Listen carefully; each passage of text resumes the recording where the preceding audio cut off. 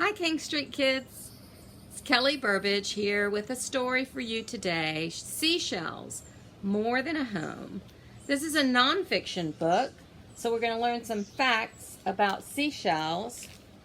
They're more than just a home for the animals that live inside, animals called mollusks. And have you ever gone on the beach around Charleston and looked for shells? I have a few that I've found at the beach. It's really neat when you find a shell that's in perfect shape, a whole shell. You can make a collection. It's one of my favorites. This is a shell of an animal called a chambered nautilus, so you can see on the inside. This is a shell from Africa. And I have one large shell that I love to take to the library and show my students.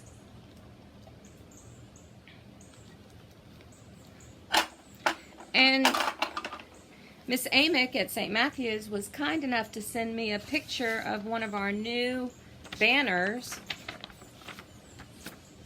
that shows a seashell on it, a symbol of baptism. And shells were probably used as symbols and used in the church a lot because during Jesus's ministry, he did a lot of preaching and visiting people who lived near water. So they would have been familiar with seashells. This story is Seashells, More Than a Home. Every day, seashells wash up on beaches all over Earth, like treasures from a secret world beneath the waves. Spiraled or spiky, round or ridged, shells come in all sorts of shapes and sizes and all the colors of the rainbow. That's because seashells have so many different jobs to do.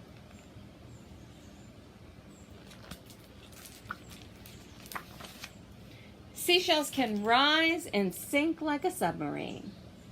A nautilus floats because most of its shell is filled with lightweight gas. To dive down, it pumps water into its shell. When the nautilus wants to rise toward the surface, it lets water flow out of its shell. Seashells can hold steady like an anchor. A turritella nestles into the soft sandy seafloor and filters tiny bits of food out of the water. This sea snail can stay in one spot for weeks at a time because its screw-shaped shell grips its surroundings. The shell holds the little mollusk in place. Seashells can pry like a crowbar. When a hungry lightning whelk spots a clam, it climbs on top of its prey. The hunter slips the edge of its shell between the two halves or valves of the clam's shell. Slowly, the whelk pries the clam shell open. Then it slurps up the soft, slimy animal inside. Seashells can bore holes like a drill bit. To stay safe from predators, an angel-wing clam tunnels into the seabed. As the mollusk spins in circles, the rough ridges on its shell scrape and grind the sand, mud, and clay around it. Over time, the clam wears away a burrow up to 3 feet deep. Seashells can flit and flutter like a butterfly.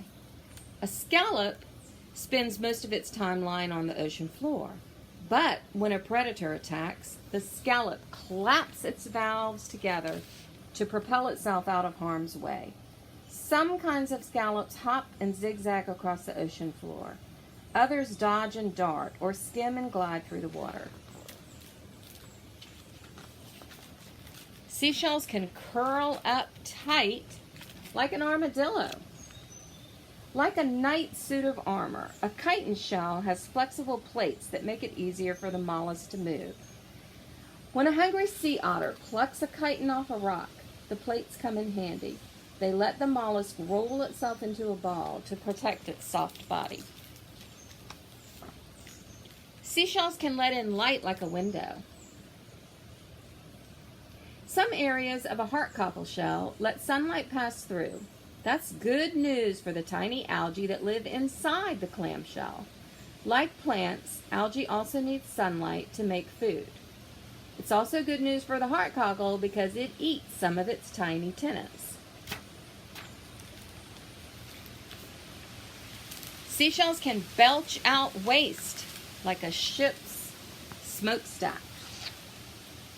All animals make waste material, and they need to get rid of it. An abalone's waste escapes through rows of holes that run along one side of the shell. Seashells can wear disguises like a spy. The spines on a thorny oyster shell are the perfect home for sponges, algae, and other small creatures. As these hitchhikers grow on the outer surface of the oyster, they hide its shell from hungry hunters. Seashells can hide in plain sight, like a soldier in camo clothing. A flat periwinkle shell matches the color of the seaweed it lives on. This makes it hard for enemies to spot the little sea snail.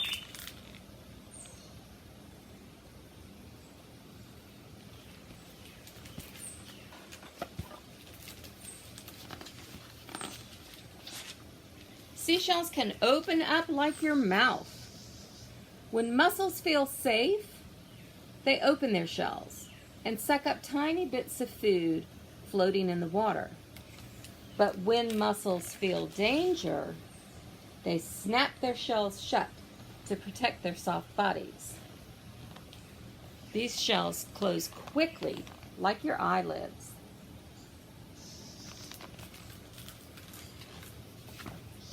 Seashells can send out a warning, like a signal from a lighthouse. When a yellow-coated clusterwink senses danger, it produces a flickering light. The mollusk shell magnifies and spreads the light, creating a green glow that tells enemies to keep their distance. Seashells can smash other shells like a crashing wave against the shore. A tulip snail's favorite food is other mollusks. When it spots a tasty clam, it hurls itself at the prey. Crash, boom, bang. The tulip snail keeps slamming against the clam until the clam shell shatters. Then the hunter slurps down its meal.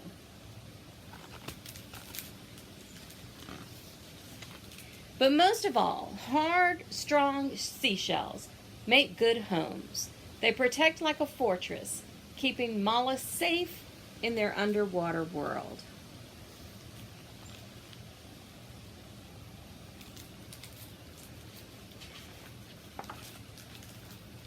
Different kinds of seashells are also described in this book, like bivalves. Those are the type of shell that you commonly see on the beach. Cephalopods, which include the chambered nautilus, and also